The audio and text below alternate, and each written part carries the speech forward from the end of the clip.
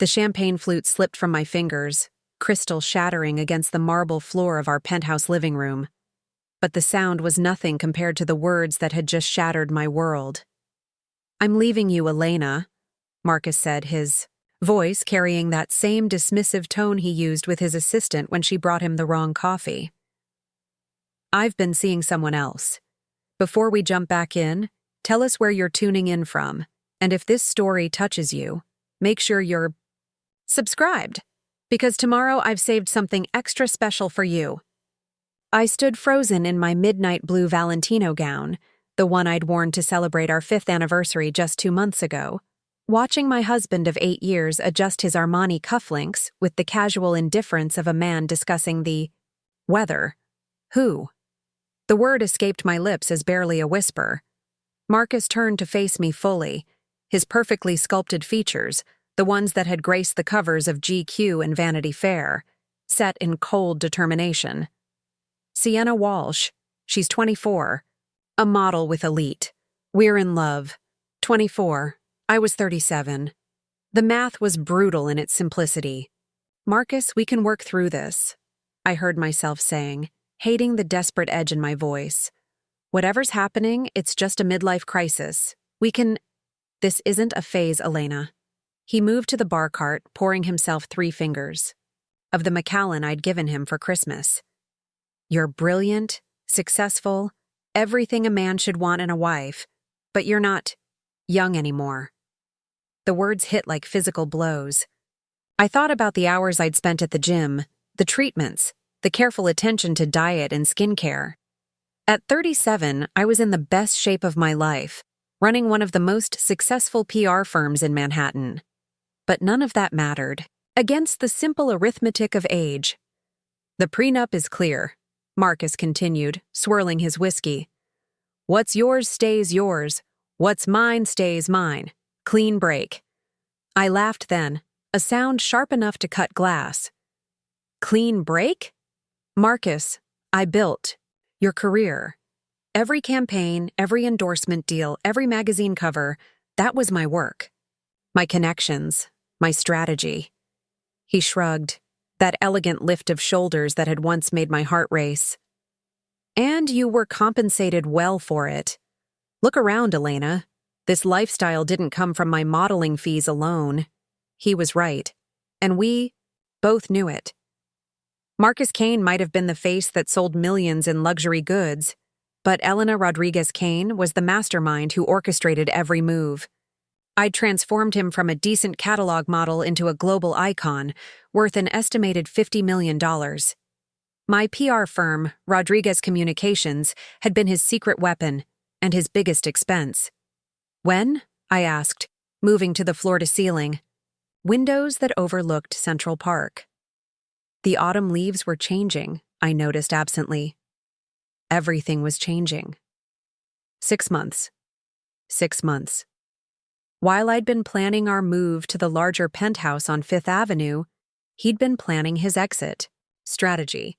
While I'd been coordinating his Louis Vuitton campaign, the one that had netted him 8 figures, he'd been coordinating betrayal. "The irony is exquisite," I murmured, watching my reflection in the glass. "I made you everything you are, and now you're leaving me for someone whose career I could destroy with a single phone call." Preparing and narrating this story took us a lot of time, so if you are enjoying it, like this video, it means a lot to us. Now back to the story. Marcus stepped behind me, close enough that I could smell his cologne. Tom Ford Noir, another gift from me. "Don't threaten her, Elena. Sienna has nothing to do with our marriage failing." "Our marriage failing?" I turned to face him. "Marcus, our marriage was perfect until you decided you needed a newer model." The pun wasn't lost on either of us. "I'm 42, he said quietly. "In model years, that's ancient. Sienna makes me feel young again. And what happens when you're 50 and she's 32? When you're 60 and she's 42? My age now?" Marcus finished his whiskey, setting the glass down with finality. "I'll deal with that when it comes." The next morning arrived with how, the mechanical precision of my shattered life attempting to maintain normalcy. Marcus was already gone. Probably to Sienna's apartment in Soho, I realized with bitter clarity. The penthouse felt enormous and hollow, like a museum displaying the artifacts of a life that no longer existed. I sat in my home office, surrounded by mood boards and fabric samples from my latest project. For the past 2 years, I'd been secretly developing a fashion line, something I'd dreamed about since college but never had time to pursue while building Marcus's empire. The sketches and prototypes were hidden away like guilty secrets, my creative outlet when the world of PR campaigns and image management became suffocating. My phone buzzed with a text from my assistant, Zoe. All major outlets are running the story. Marcus Kane and Sienna Walsh spotted at Nobu last night. Very public, very romantic. I'm so sorry, Elina. I pulled up page 6 on my laptop. There they were, Marcus in his perfectly tailored Tom Ford suit, Sienna in a slip dress that probably cost more than most people's rent. She was beautiful in that effortless way that came with youth. Glossy dark hair, flawless skin, endless legs. Everything I used to be before time and gravity started their relentless campaign. The headline read, "Love is in the air, fashion icon." Marcus Kane goes public with rising star Sienna Walsh, fashion icon. I'd created that icon, stroke by strategic. Stroke, my phone rang. Carmen Valdez, my business partner and closest friend. Elena, honey, I just saw the news. How are you holding up? Like someone who just discovered her husband has been living a double life for 6 months, I replied, scrolling through the comments on the article. They ranged from sympathetic to cruel, but the theme was consistent. Out with the old, in with the new. What can I do? Want me to come over? We could get drunk and plot his social destruction? Despite everything, I smiled. Carmen had been my roommate at Parsons, back when we both dreamed of fashion empires. She'd gone into luxury brand consulting while I'd pivoted to PR, but our friendship had remained the one constant in my increasingly complicated life. Actually, I said, looking at the fashion sketches scattered across my desk, I think it's time we had that conversation about my side project. Your secret fashion line? Elina, now might not be the best time for major life decisions. You're processing a lot of trauma. I stood up, gathering the sketches and holding them up to the morning light. The designs were good, better than good. They were revolutionary, elegant pieces designed for women like me, sophisticated, successful, beautiful at any age. Fashion that celebrated experience over youth, confidence over innocence. Carmen, what if I told you I've been developing a complete luxury line for the past 2 years? Ready to wear, accessories, the works. What if I told you I have prototypes, business plans, and enough capital to launch properly? Silence on the other end of the line. I'd say you've been holding out on me, Carmen finally replied. And I'd ask why you're telling me now. Because Marcus just gave me the greatest gift possible, I said, feeling something click into place in my chest. He set me free. The rest of the morning was a blur of phone calls and strategic planning. Carmen arrived within the hour, her arms full of coffee and pastries from our favorite bakery. She spread my designs across the dining room table, her trained eye assessing each piece with the expertise that had made her one of the most sought-after brand consultants in the industry. Elena, these are incredible, she murmured, holding up a sketch of a structured blazer with architectural lines. This silhouette, the way it emphasizes the shoulders while creating this beautiful waist. It's sophisticated without being matronly, powerful without being masculine. That's the point, I explained, pulling up my business plan on my laptop. Fashion for women who've earned their confidence, not trying to look younger but celebrating looking wiser. Carmen studied the financial projections, her eyebrows rising steadily. You're serious about this? You have actual startup capital? 50 million, I said quietly. My savings, investments, and the equity stake in Rodriguez Communications, everything I built while building Marcus. And you want to launch when? I looked out at Central Park, where couples were walking hand in hand through the autumn afternoon. Somewhere in the city, Marcus was probably introducing Sienna to his friends, explaining how much happier he was now, how refreshing it was to be with someone uncomplicated by age and ambition. Fashion Week, I said. February. I want a debut. During New York Fashion Week. Carmen nearly choked on her coffee. Elina, that's 4 months away. You can't launch a luxury line in 4 months. Watch me. That evening, I sat alone in the penthouse for what I knew would be one of the last times. The movers would come tomorrow to pack Marcus's things. He'd sent his assistant to coordinate, too cowardly to face me again. I'd already started looking at smaller apartments, places that felt like mine rather than ours. My phone buzzed with another text from an unknown number. Saw the news. Sorry about Marcus. You deserve better. JJ. It took me a moment to place the initial. Then I smiled despite myself. James Morrison, the textile manufacturer I'd met at a trade show last year. We'd had an interesting conversation about sustainable luxury materials, and he'd mentioned he was expanding into high-end fashion fabrics. His card was still pinned to my mood board. I found his number and called before I could second-guess myself. Elena Rodriguez, he answered on the second ring, his voice warm with surprise. I was hoping you'd call. James, I have a proposition for you. I'm listening. I'm launching a luxury fashion line. 4 months to Fashion Week. I need the finest materials money can buy, and I need them fast.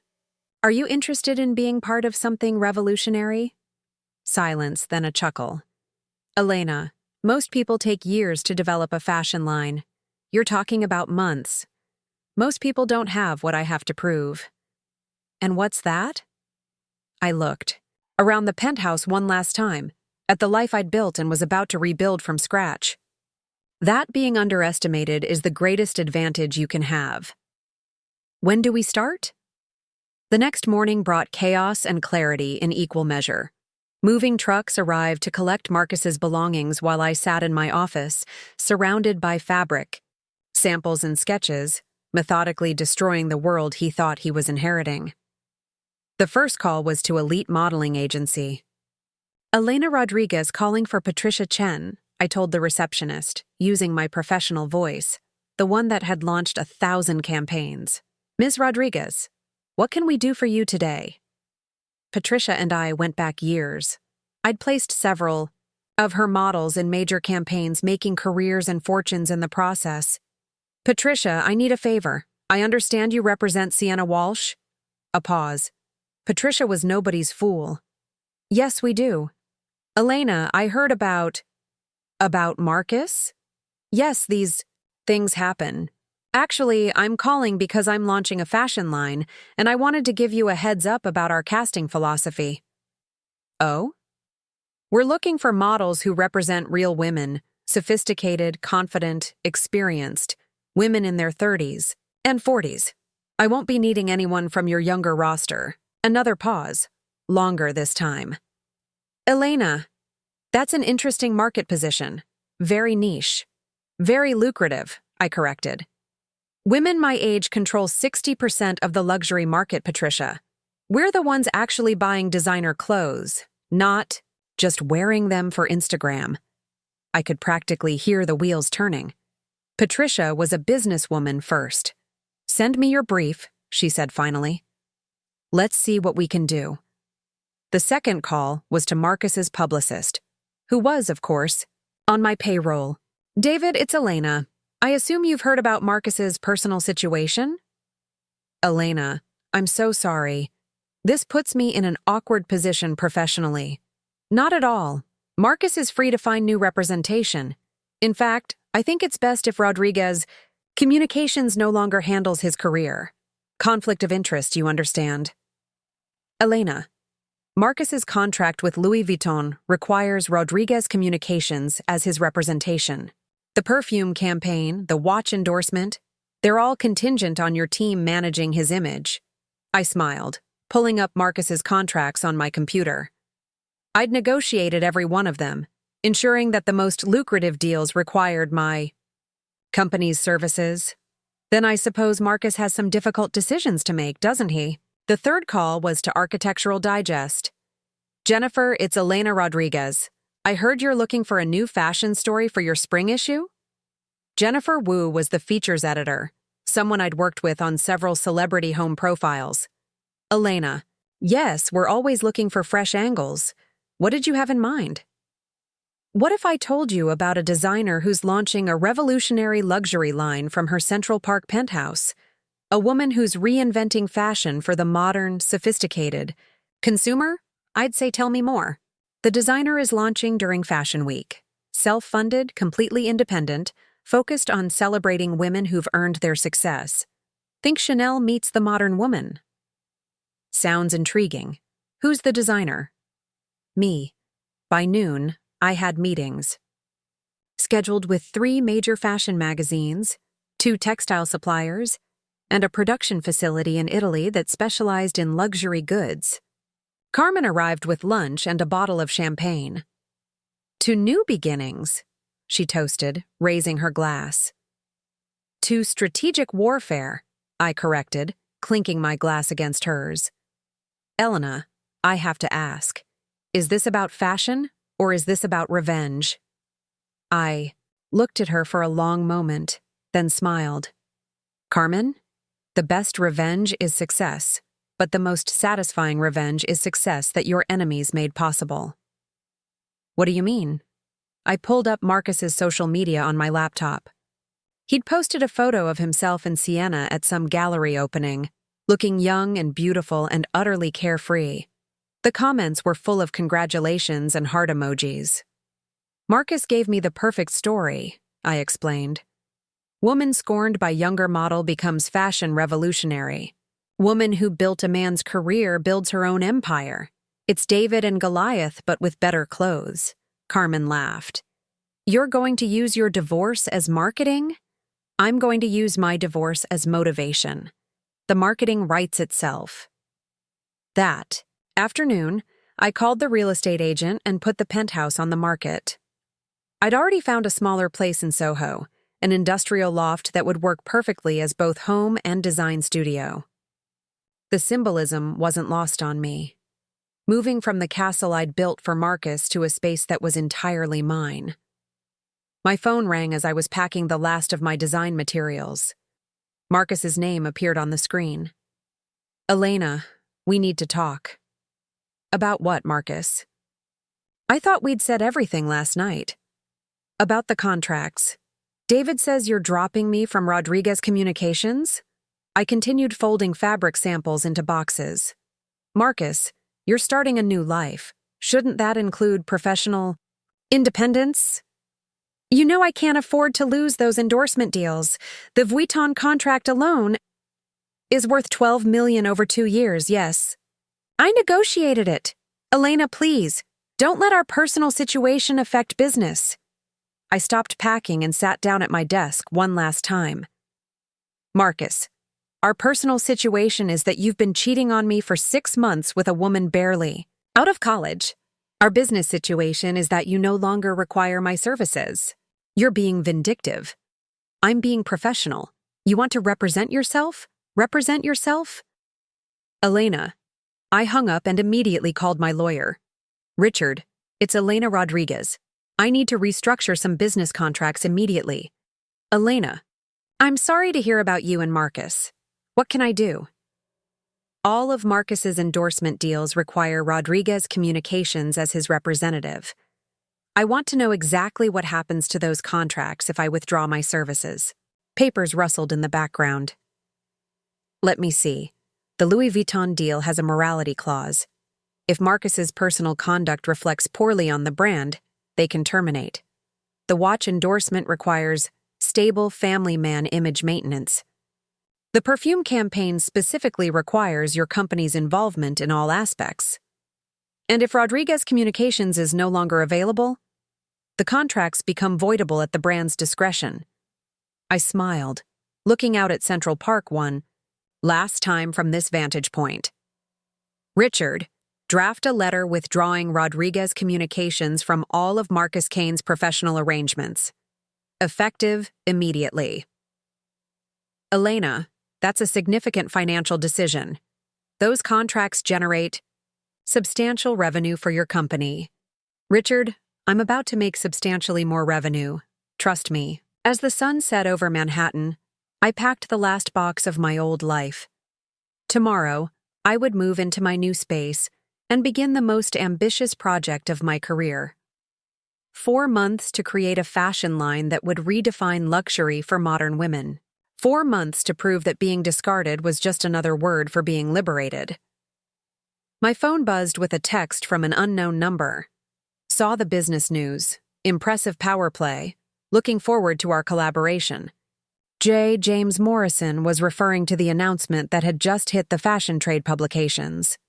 Elina Rodriguez, veteran publicist and image architect, was launching her own luxury fashion line with backing from Morrison Textiles and Rodriguez Communications. I looked around the empty penthouse one last time, then picked up my keys and walked toward the door. Behind me lay 8 years of building someone else's dreams. Ahead lay 4 months of building my own empire. As I stepped into the elevator, I caught my reflection in the polished steel doors. 37 years old, sophisticated, experienced, and finally free to be exactly who I was meant to be. The doors closed with a soft whisper, and I descended toward my new life, knowing that Marcus Kane had just made the biggest mistake of his career. After all, he'd forgotten the first rule of fashion. What goes around, comes around. And I was just getting started. The Soho loft was a blank canvas of exposed brick and polished concrete, morning light streaming through floor-to-ceiling windows that faced east toward the rising sun. I stood in the center of the eye. 3,000-square-foot space, watching as my new life took shape around me. Moving boxes lined the walls, but already the bones of something extraordinary were emerging. The cutting tables go there, I directed the installers, pointing to the north wall where the light was most consistent. And the fitting area needs to be completely private, floor-to-ceiling curtains, professional lighting. Carmen walked through the space with an architect's eye, tablet in hand, documenting every detail. Elina, this is ambitious even for you. You're talking about a complete design studio, production facility, and showroom all in one space. Efficiency, I replied, unpacking a box of fabric samples. We don't have time for multiple locations. Everything needs to be here, under my direct control. My phone buzzed with the first crisis of the day.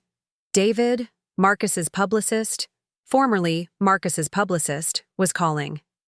Elena, we have a problem. Louis Vuitton is questioning the Rodriguez communications withdrawal. They want to meet. I smiled, settling into my temporary desk area. Set it up for this afternoon, my office. Elena, you don't have an office anymore. Rodriguez Communications was based in your penthouse study. Then they'll meet me here, 2 o'clock.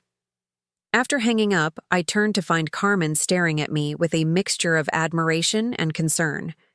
You're really going to burn it all down, aren't you? Carmen, I spent 8 years building Marcus's career. I know exactly which threads to pull to unravel it all. I held up a sketch of my signature blazer design. But destruction is only half the equation. The other half is creating something so spectacular that everyone forgets what came before. The doorbell chimed, and James Morrison appeared in the freight elevator, his arms full of fabric samples and a smile that managed to be both professional and warmly personal. Elena, impressive space, very fashion-forward industrial chic. James, perfect timing. I need you to see something. I led him to the design wall where I'd pinned my complete collection, 37 pieces that would launch as Elina, a collection for the modern woman. Each sketch was annotated with fabric specifications, construction notes, and the story behind the design. James studied each piece with the trained eye of someone who understood both artistry and commerce. His fingers traced the lines of a draped evening gown, then moved to examine the technical specifications for a structured day dress. "These aren't just beautiful," he said finally. "They're revolutionary. You're not trying to make older women look younger. You're celebrating what makes them magnificent as they are." "Exactly.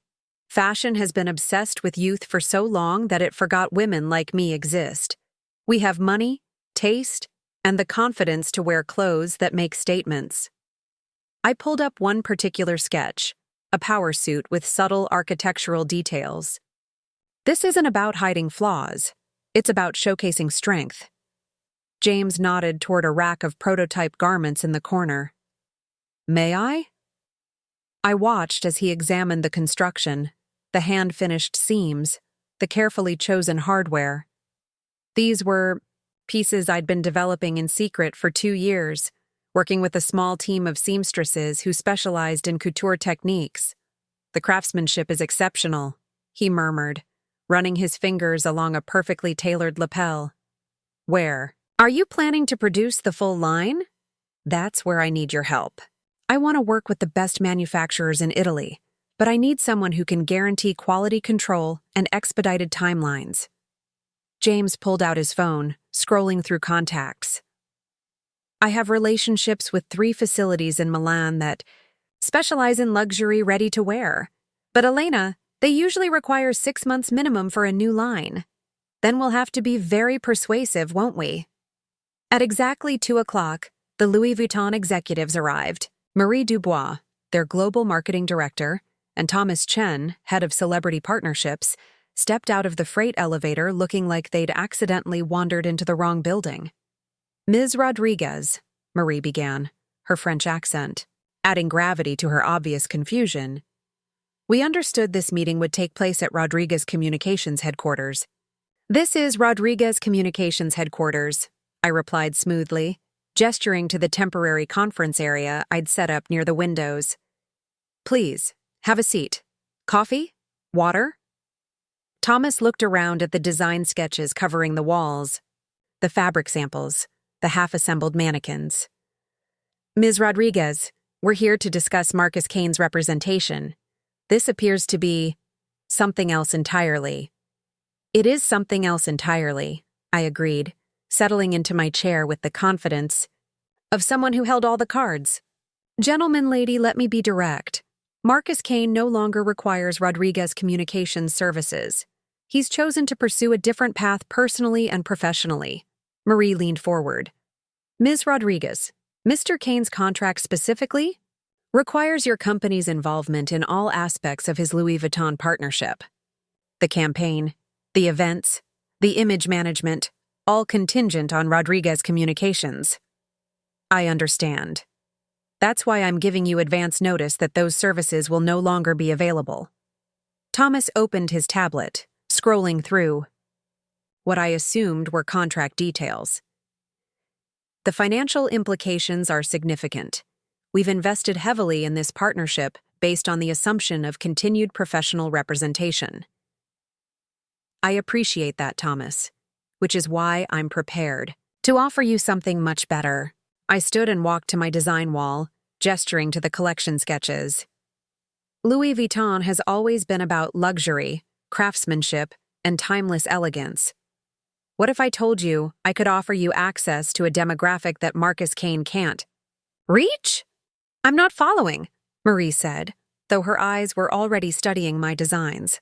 "Women like me, sophisticated, successful, with the disposable income to buy luxury goods not for special occasions, but for Tuesday meetings. Women who appreciate true craftsmanship because we understand quality."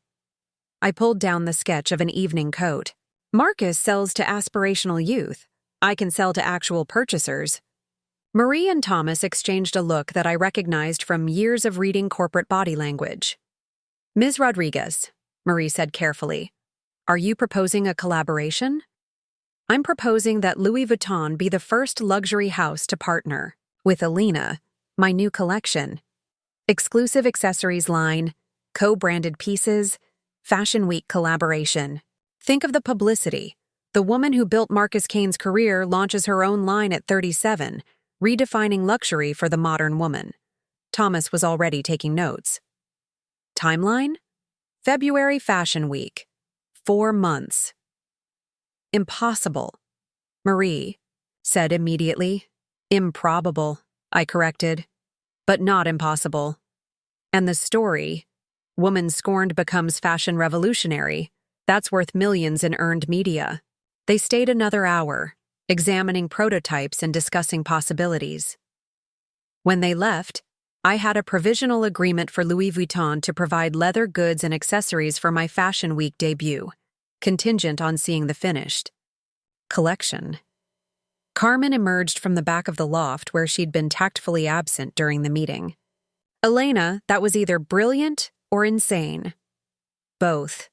The best strategies usually are. My phone rang before I could elaborate. Marcus's name appeared on the screen. Elena, what the hell did you just do? I'm not sure what you mean, Marcus. Louis? Vuitton just called. They're terminating my contract. Something about changed circumstances in representation. I continued pinning fabric samples to my mood board, the phone balanced between my shoulder and ear. That's unfortunate. Did they give you an opportunity to find alternative representation? You know no other firm has the relationships you have. Elena, this is my career we're talking about. Yes, it is.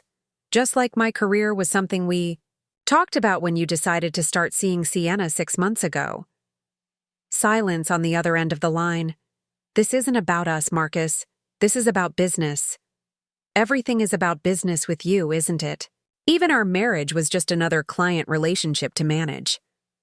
I stopped pinning fabric samples and sat down. Marcus, our marriage was the one relationship I never managed. I loved you completely and without strategy. That was my mistake. Elena. But my business? That I manage very well. Good luck with your career, Marcus.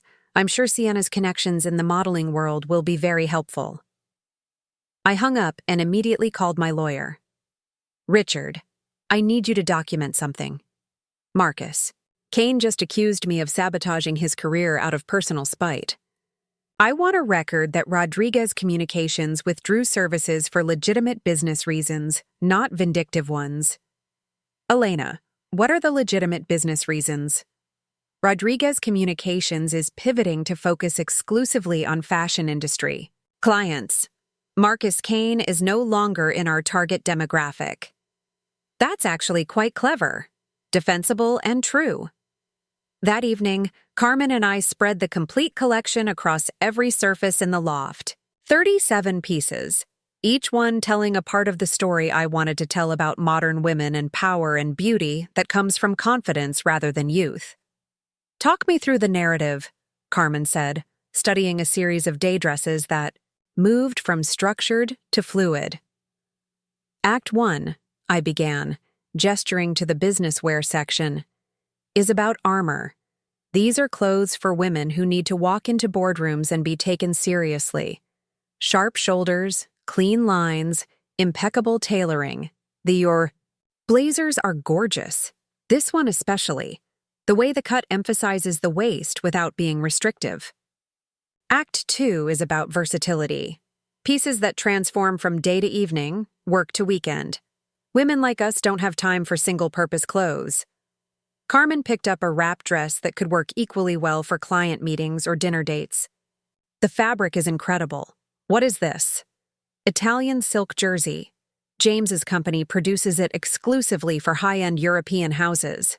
He's making an exception for us. And Act 3? I moved to the evening wear section, where gowns and cocktail dresses represented the culmination of the collection's philosophy. Act 3 is about celebration. These are clothes for women who've earned their victories, not trying to look 25, but looking absolutely magnificent at whatever age they are. Carmen held up a black evening gown with subtle beading that caught the light like scattered stars. Elena, this is museum quality. The construction alone took 6 months to perfect. Each piece in this collection represents something I wanted to wear but couldn't find in stores. Fashion designed for women who buy their own jewelry, sign their own leases, make their own decisions. My laptop chimed with an email notification. The subject line made me smile. Architectural Digest feature. Confirmed. I opened the message from Jennifer Wu. Elina, we're thrilled to feature your story in our spring issue. From PR power player to fashion revolutionary, Elina Rodriguez's stunning Soho transformation. We'd like to schedule the photo shoot for next week. Carmen read over my shoulder. Elina, this is huge. AD doesn't feature fashion designers unless they're already established names. They're not featuring a fashion designer, I corrected. They're featuring a story. Woman builds man's career, man leaves woman for younger model, woman builds empire. It's catnip for their audience. Which is exactly your target demographic. Precisely. The weedy next morning brought a flurry of activity. Italian manufacturers called to discuss production timelines. Fashion bloggers reached out after hearing whispers about my collection. 3 more major magazines requested meetings. But the most interesting call came from Patricia Chen at Elite Modeling. Elina, I have a proposition for you. I'm listening. We've been thinking about your casting philosophy. Mature, sophisticated models. There's actually a significant gap in the market. Most of our over 30 talent gets very limited work because brands chase the youth demographic. I was already taking notes. Go on? What if Elite partnered with Elina to launch a new division? Sophisticated women, 35 and up, for luxury. Campaigns targeting actual purchasers rather than aspirational youth. You want to create a mature models division? I want to create a smart business strategy. Elina, women your age control most luxury spending, but they're completely underrepresented in fashion advertising. It's economically illogical. I thought about all the fashion campaigns I'd seen lately. 20-year-olds selling handbags to 40-year-olds, teenagers modeling jewelry for women with actual jewelry budgets. Patricia, I think you're onto something revolutionary. The launch timing would be perfect. Your Fashion Week debut, our new division announcement, maybe some of your pieces worn by our new roster of sophisticated models. Send me a proposal. But Patricia? I want first right of refusal on any model who's ever worked with Marcus. A pause. Elina, that seems business-focused. These women understand the luxury market because they've lived in it. That's valuable experience. After hanging up, I realized I was smiling for the first time since Marcus had shattered my champagne glass with his confession. Not because I was destroying his world, though that was satisfying, but because I was building something extraordinary. From the pieces. Carmen arrived with lunch and news from the fashion district. The word is out, she announced, spreading fabric samples across my work table. Everyone's talking about Elina Rodriguez's mystery collection. Anna Wintour's assistant called 3 times this morning. What did you tell them? That Elina speaks for itself. Very mysterious, very exclusive. I pulled up my production timeline on the computer. Carmen, we're going to need miracles to pull this off. 4 months to create, produce, and launch a complete luxury collection.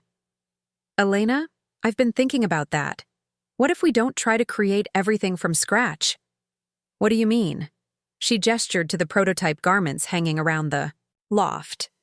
You've been developing this collection for 2 years. The designs are ready, the fit is perfected, the story is clear. What if we focus on producing a smaller, highly curated selection for Fashion Week? I studied my sketches with new eyes. Carmen was right. I'd been thinking like someone launching a complete fashion house when what I really needed was a stunning debut that would establish the brand. 15 pieces, I said suddenly. 5 looks each for business, versatile, and evening. A perfect capsule that tells the complete story. Exactly. Quality over quantity. Every piece so exceptional that editors and buyers remember each one. My phone buzzed with a text from James. Milan meetings confirmed. Can you be there next week? I looked around the loft, my design studio, my headquarters, my war room for the most important battle of my life. In one corner, Marcus's career was systematically unraveling as contracts canceled and relationships dissolved. In the other corner, my new empire was taking shape with meticulous precision. Carmen, book us flights to Milan. It's time to turn these dreams into reality. As the sun set over Soho, casting long shadows across my design wall, I realized that Marcus had been right about one thing. I wasn't young anymore. But he'd missed the more important truth. I was finally old enough to know exactly what I wanted and exactly how to get it. The game was just beginning, and I was playing to win. The Malpensa Airport arrival hall buzzed with typical Italian energy, but I moved through it with singular focus. Carmen struggled to keep up, wheeling a suitcase full of fabric samples and technical drawings while I navigated toward our driver, my mind already 3 steps ahead to the meetings that would determine whether Elina lived or died. Signora Rodriguez? The driver held a small sign with my name. Benvenuta a Milano.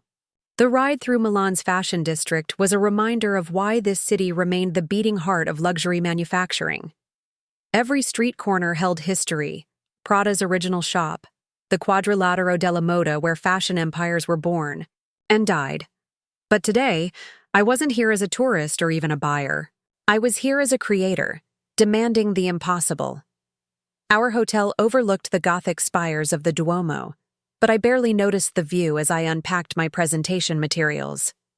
3 manufacturers, 2 days, 1 chance to secure production for the most important collection of my life. Elena, you need to eat something, Carmen insisted, unpacking her laptop in our shared suite. And maybe sleep for more than 3 hours at a time.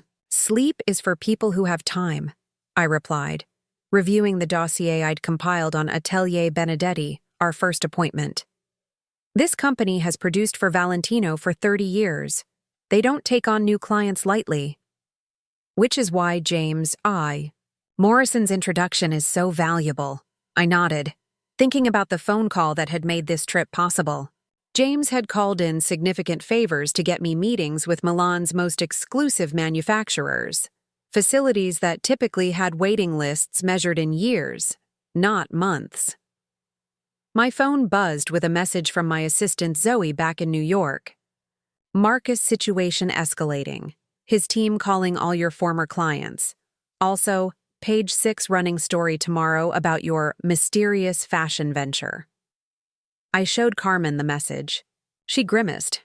He's getting desperate. Good. Desperate people make mistakes. I pulled up my secure email and began typing. Zoe, document every contact attempt. Also, leak to page 6 that I'm in Milan securing production for my Fashion Week debut. Make it sound exclusive and inevitable. The next morning, I dressed with the same care I'd once used to armor Marcus for important meetings. A midnight blue Bottega Veneta suit that whispered rather than shouted wealth, minimal jewelry, and confidence that came from knowing exactly what I wanted. Atelier Benedetti occupied a restored palazzo in the Brera district, its facade giving no hint of the precision manufacturing that happened within.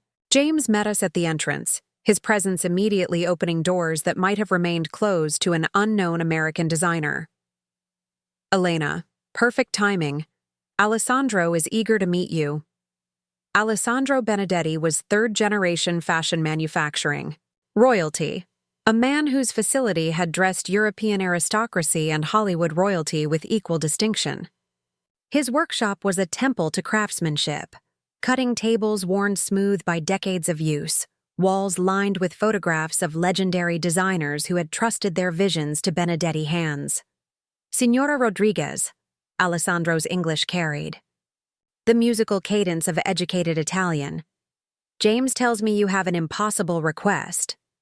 Not impossible, I corrected, pulling out my presentation folder. Challenging. I spread my 15 selected designs across his mahogany table, each sketch annotated with detailed construction notes and fabric specifications. Alessandro studied them with the eye of someone who had seen fashion trends rise and fall for 40 years. These are sophisticated, he murmured. picking up the technical drawing for my signature blazer. The construction is complex. See here, this shoulder line requires hand setting. And this evening coat, he traced the seaming with his finger. This is couture technique applied to ready-to-wear, which is exactly why I need Atelier Benedetti. I'm not interested in fast fashion or shortcuts. These pieces need to be perfect. Alessandro set down the sketches and looked at me directly. Signora, perfect takes time. You speak of February. That is 14 weeks. For couture construction, we typically require 6 months minimum. Carmen leaned forward. What would it take to make 14 weeks possible? Miracles, Alessandro replied. And perhaps significant additional investment. I had prepared for this moment. What kind of investment? To meet your timeline, I would need to dedicate my entire facility to your collection. No other clients, all hands working exclusively on Elina pieces. The cost would be... He paused, calculating. 800,000 euros. Carmen inhaled. Sharply. It was more than double the typical production cost. Done, I said without hesitation. Alessandro's eyebrows rose. Signora, perhaps you should... Alessandro, I have $8 million invested in this collection's success. 800,000 to ensure perfection is excellent value. I pulled out my phone. Shall I transfer the deposit now? For the next 2 hours, we worked through every detail of production. Alessandro's team would create initial samples within 3 weeks, allowing for final fitting adjustments before full production began. Each piece would be constructed with the same attention to detail Benedetti applied to their most exclusive couture clients. There is one condition, Alessandro said as we prepared to leave. I must see these pieces worn by real women, not young models, but women who understand luxury, who embody the sophistication you seek to dress. Already arranged, I replied, thinking of Patricia Chen's mature models division. In fact, I'm planning something unprecedented. Our second meeting was with Tessuti Moderna, Milan's premier fabric finishing facility. Where Benedetti would construct my pieces, Moderna would perfect the materials, hand-finishing seams, adding subtle details that separated luxury from merely expensive. Lucia Moderna, the facility's director, greeted us in a showroom that displayed fabric samples like precious art, silks that shimmered with hand-applied treatments, wools so fine they felt like air, cottons with the weight and drape of much more expensive materials.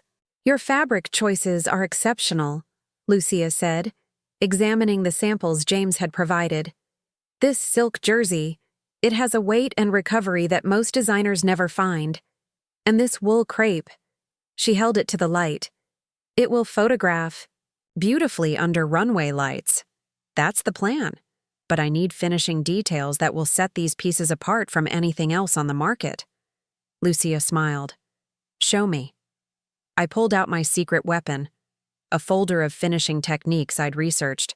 Over 2 years of development, hand-rolled hems that created subtle movement in skirts, invisible reinforcement stitching that would maintain structure without adding bulk, custom hardware that would be manufactured exclusively for Elina pieces.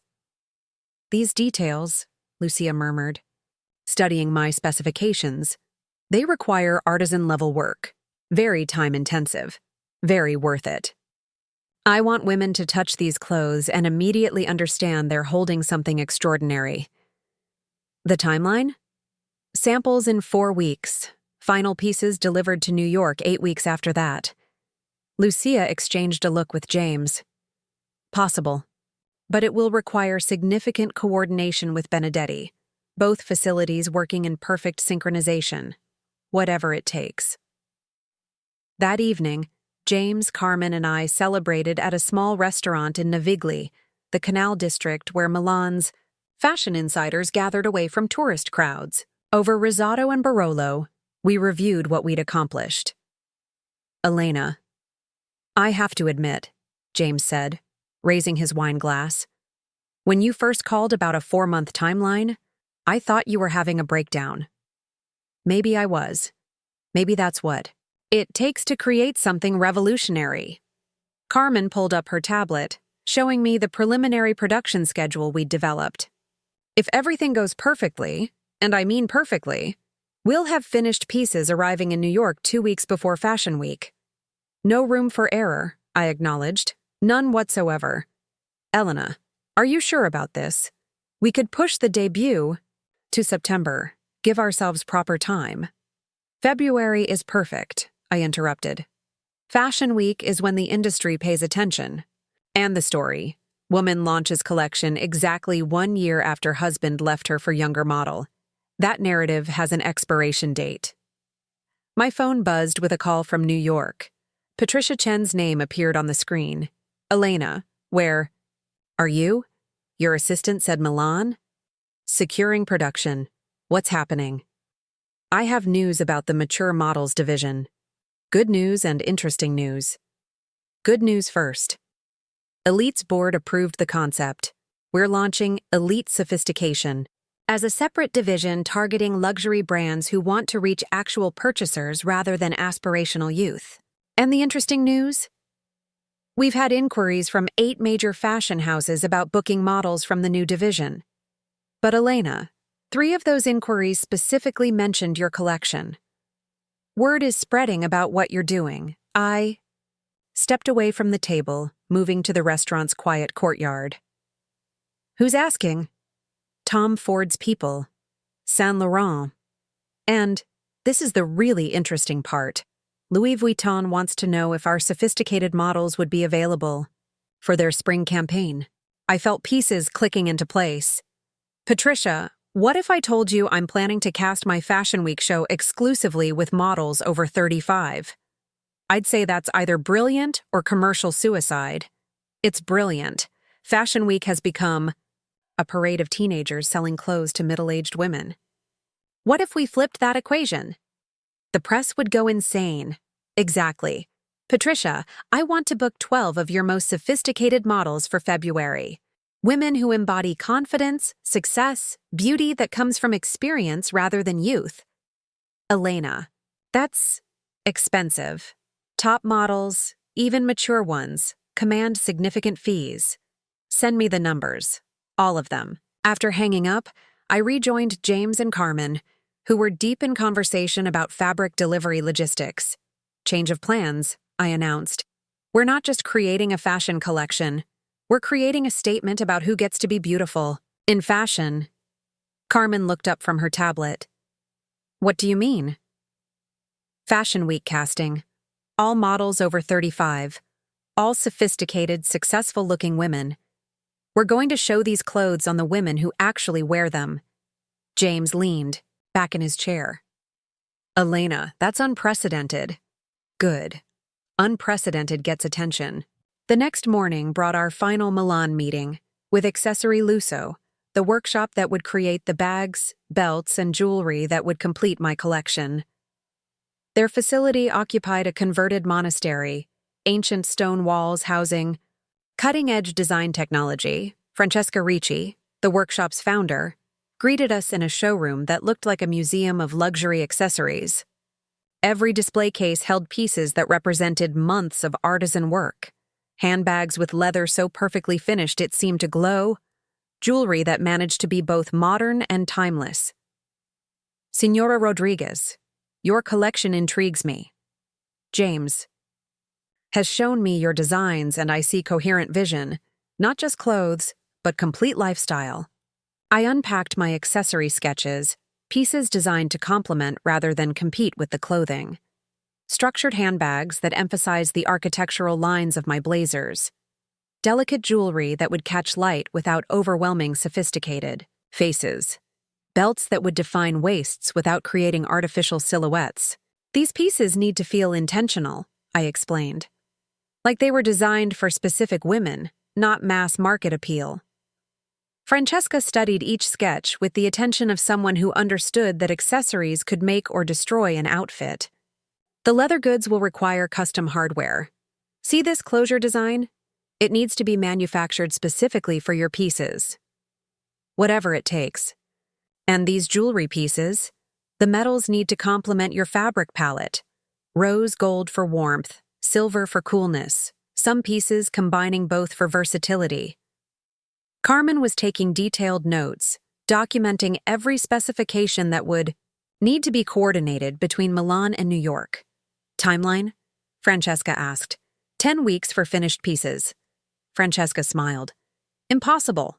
Challenging, I corrected. Molto challenging, but... She paused, studying my sketches again. There is something about these designs. They feel important, like they need to exist. They do need to exist. Women like me have been waiting for clothes like this our entire careers. That afternoon, we visited all 3 facilities one final time, finalizing contracts and confirming timelines. As our plane prepared for takeoff that evening, I reviewed what we'd accomplished in 48 hours. Production secured with Milan's most prestigious manufacturers. Timelines confirmed, despite their impossibility. Quality standards established. That would set Elina apart from every other collection launching at Fashion Week. Carmen fell asleep before we reached cruising altitude, exhausted by 2 days of intense negotiations. But I remained awake, staring out at the Alps below, thinking about what waited in New York. Marcus was probably discovering the full extent of his professional losses by now. His publicist had quit, his major endorsement deals were terminating, and his attempts to salvage relationships were being met with polite but firm refusals. But his downfall was no longer the point. The real victory would be Elena's success, creating something so compelling that it redefined how fashion thought about women, age, and beauty. My phone buzzed with a message from Zoe. Page 6 story published, quote, Elena Rodriguez is quietly revolutionizing luxury fashion from her Soho studio, with industry insiders calling her February debut the most anticipated show of Fashion Week.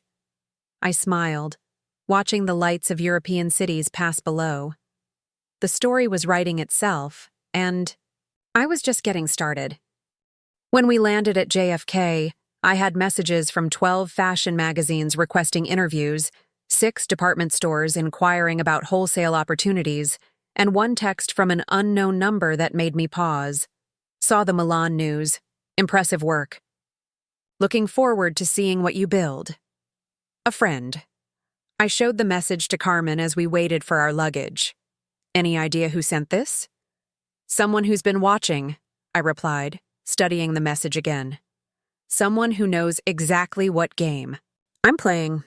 The taxi ride back to Soho gave me time to review everything that had changed while we were gone. Marcus's desperation was escalating. My team had documented 14 attempts to contact former clients, all unsuccessful. His new relationship with Sienna was being covered in gossip columns with increasing mockery as his professional situation deteriorated. But more importantly, Elina was gaining momentum. The mystery around my collection was building exactly the kind of anticipation that money couldn't buy. Fashion editors were already speculating about what I might show, and the industry was paying attention in ways that would have taken established designers years to achieve. As we pulled up to my Soho building, I could see lights on in my design studio. Through the windows, I glimpsed movement. Someone was working in my space. Elena, were you expecting anyone? Carmen asked, following my gaze.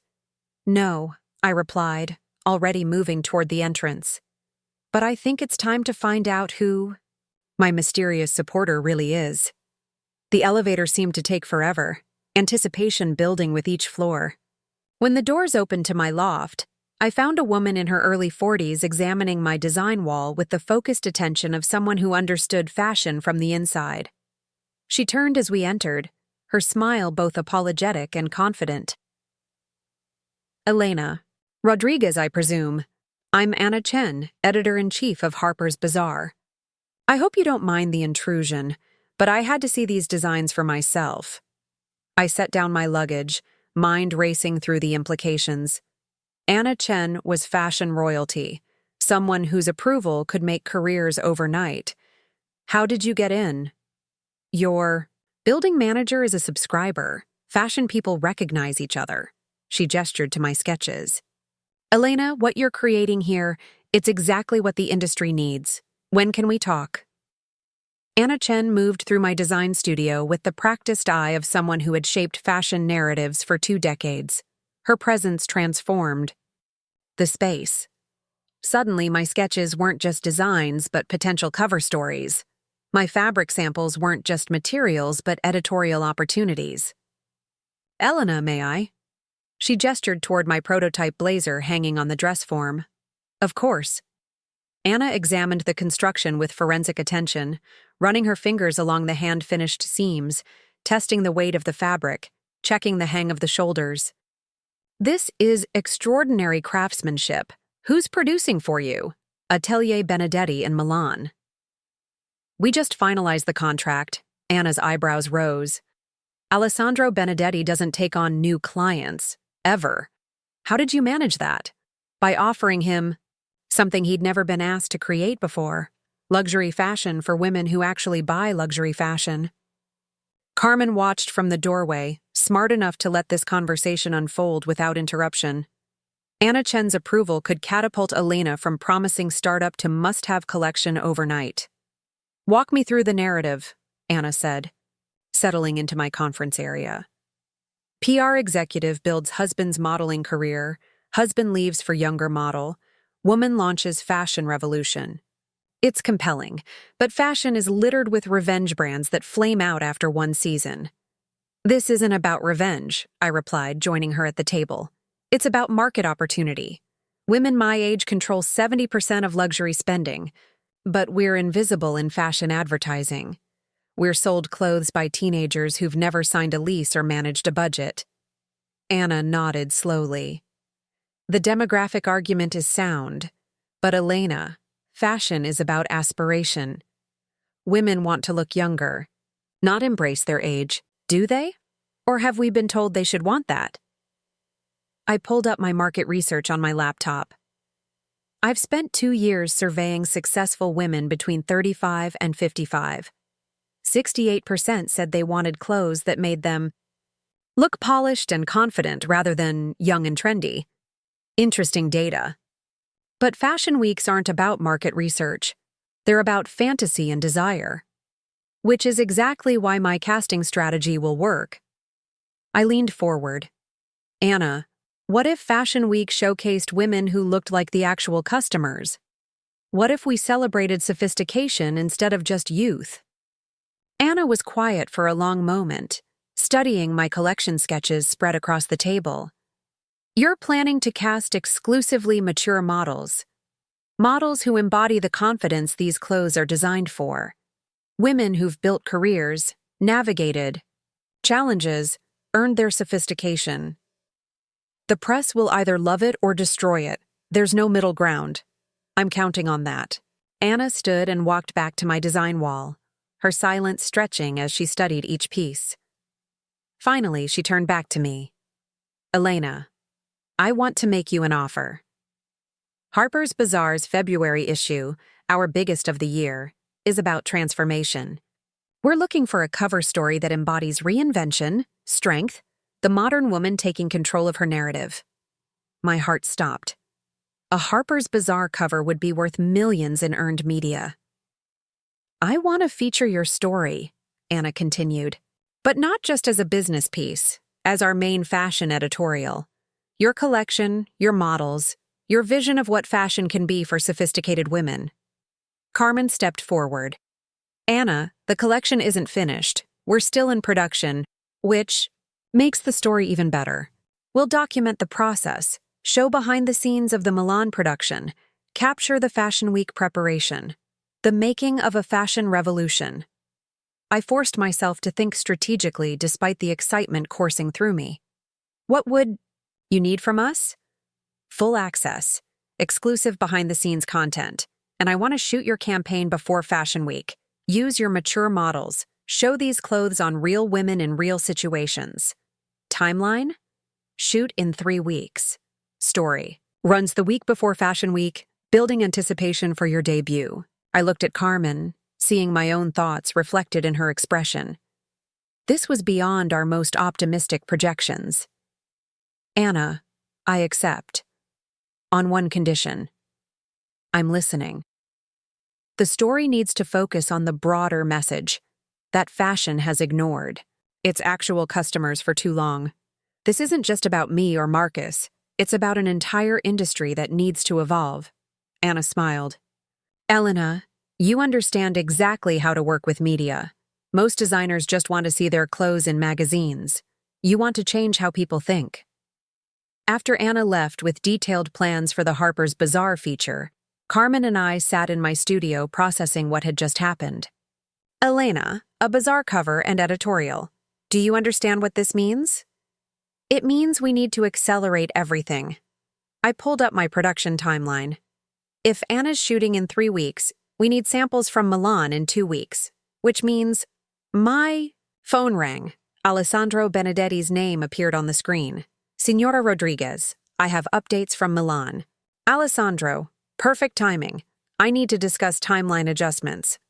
Actually, I am calling with good news. We have reviewed your designs more carefully, and my team believes we can produce initial samples faster than anticipated. Perhaps 10 days instead of 3 weeks. I grabbed a pen. What changed? The construction techniques you've specified. They are actually more efficient than typical couture methods. Your blazer design, for example, the way you've engineered the shoulder. Construction eliminates 3 traditional steps while improving the fit. Carmen was gesturing frantically. I put the call on speaker. Alessandro, we have a Harper's Bazaar shoot scheduled for 3 weeks from now. Could you deliver samples in time for that? Bazaar? Elena, this is very important exposure for all of us. Yes, we will make this happen. But I will need to see your casting choices. The models must complement the sophistication of the garments. Already arranged. We're working with Elite's new mature models division. Perfetto. I will call Lucia at Tessuti Moderna and Francesca at Accessory Lusso. If Bazaar is featuring this collection, we will all ensure perfection. That afternoon brought a cascade of developments. Patricia Chen called with model confirmations. 12 sophisticated women between 35 and 52, all with the confidence and presence to embody Elina's philosophy. Elena, when word got out about your casting concept, we were flooded with applications.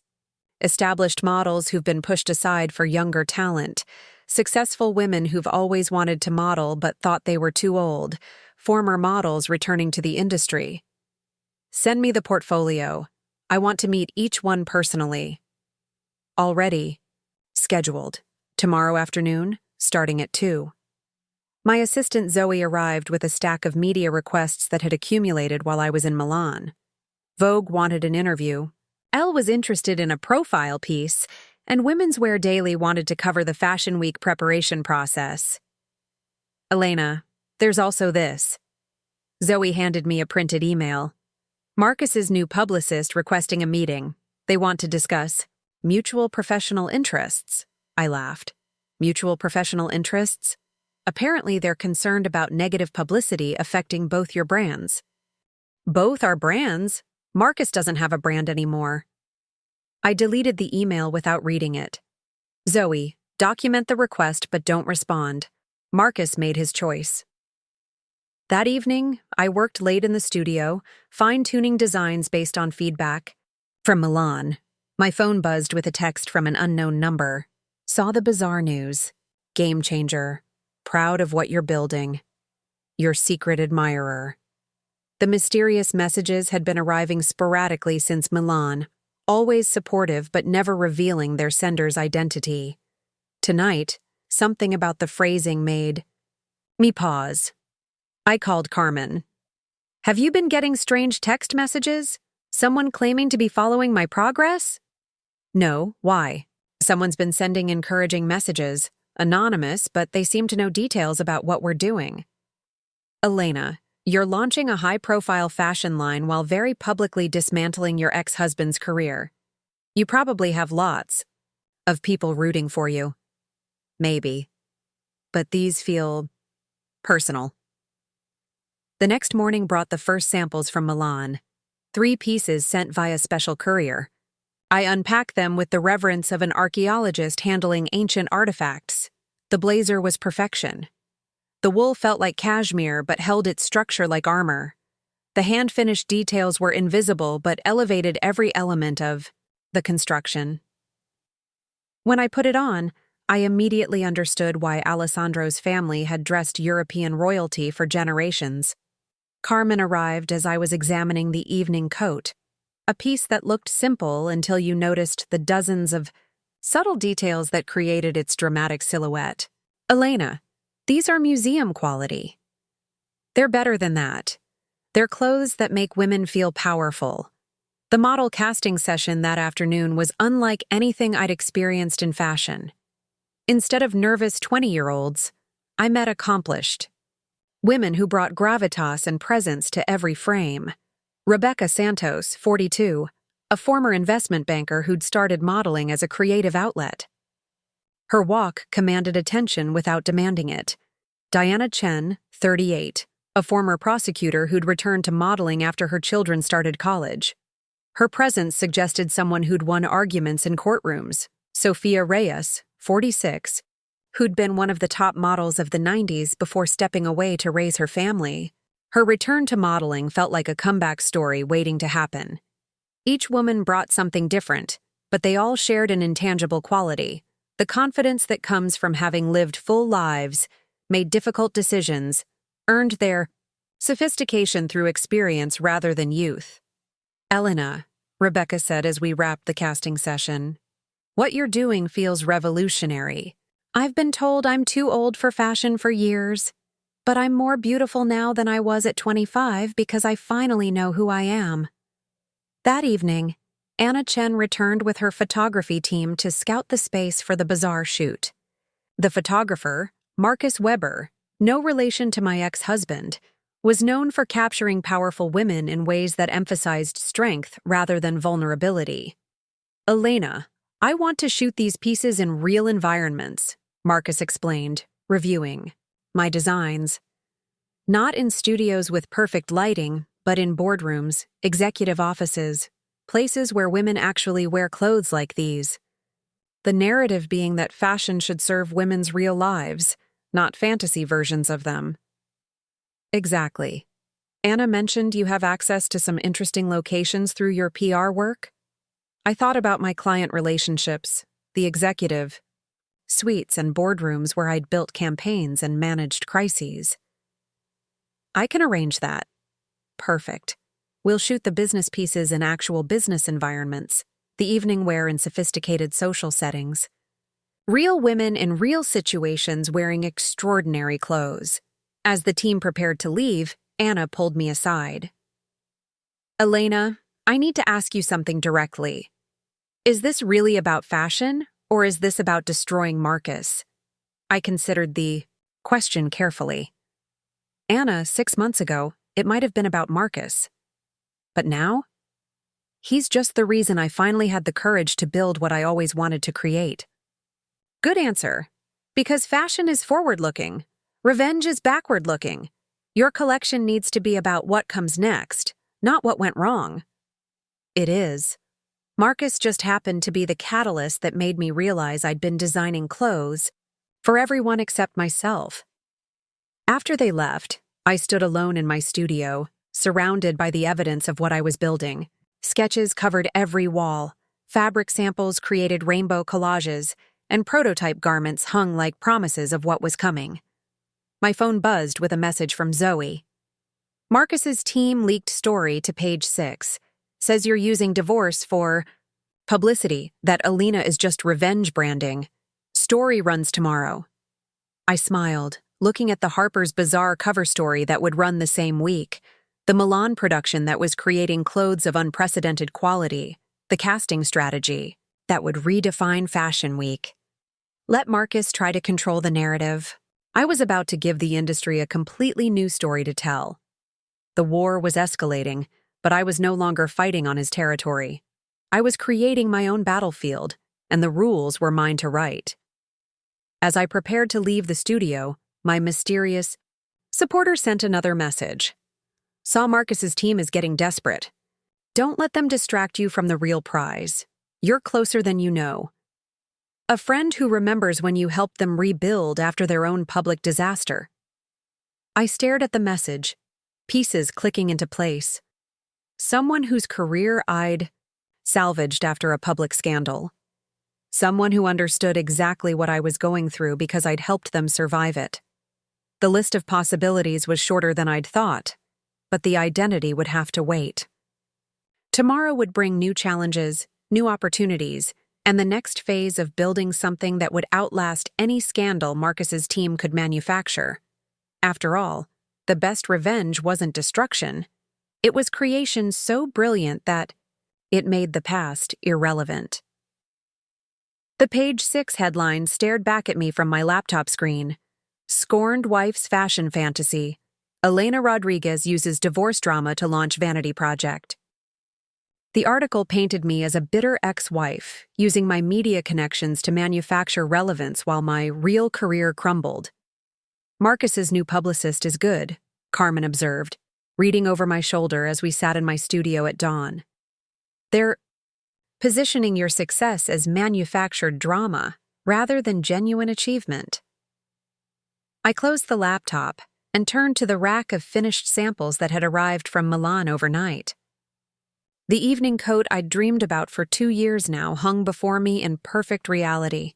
Every seam, every detail, every impossible timeline demand transformed into tactile luxury. Let them control yesterday's narrative, I said, running my fingers along the coat's architectural lapels. I'm about to give them tomorrow's story. My phone buzzed with a call from Anna Chen. Elena, I saw the page 6 piece. How are you handling it?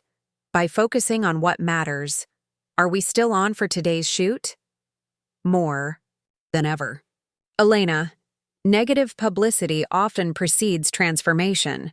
The fashion world is watching to see how you respond. Then let's give them something worth watching. The Harper's Bazaar shoot location was perfect.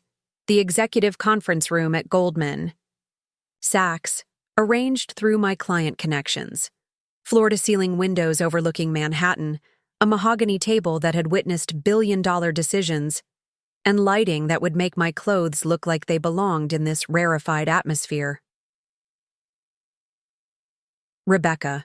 Santos arrived first, her presence immediately transforming the space. At 42, she carried herself with the confidence of someone who'd navigated hostile takeovers and emerged victorious. When she put on my signature blazer, the transformation was electric. This fit, she murmured, adjusting the collar in the mirror. It's like armor, but feminine armor. I feel like I could negotiate world peace in this jacket. Marcus Weber began shooting, capturing Rebecca in natural poses, leaning over documents, gesturing during presentations, embodying the reality of powerful women at work. These weren't fashion poses. They were documentary moments that happened to feature extraordinary clothes. Diana Chen arrived as we moved to the second setup. The former prosecutor brought gravitas that elevated my structured day dress from elegant to commanding.